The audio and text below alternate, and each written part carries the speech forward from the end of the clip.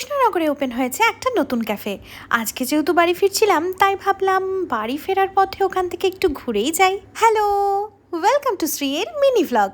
প্রতিবার বাড়ি ফেরার সময় বাবা এভাবেই আমাকে বাসে তুলে দিয়ে যতক্ষণ পর্যন্ত আমাকে দেখা যায় ততক্ষণ বাস স্ট্যান্ডে দাঁড়িয়ে থাকে। তখন আমার মনটা একটু খারাপই করে।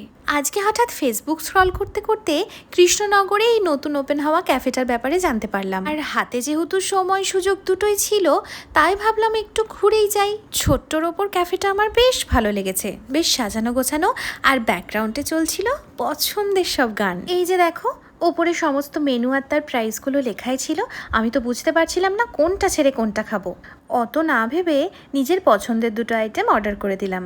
প্রথমেই গোল্ডেন ফিশ ফ্রাইটা অর্ডার করেছিলাম। আমি না সত্যি ভাবতে পারিনি এটা এত ভালো খেতে হবে। তারপর দেখলাম ওদের অনেক কম্বো মিলও আছে, তাই বার্গার আর ফ্রেঞ্চ ফ্রাইসের এই কম্বোটা ট্রাই করলাম। বিশ্বাস করো, আমি এত বার্গার খেতে পছন্দ করি, যে ক্যাফেতেই যাই সেখানেই বার্গারটা ট্রাই করি। আর এখানকার বার্গারটা আমার মন জিতে নিয়েছে।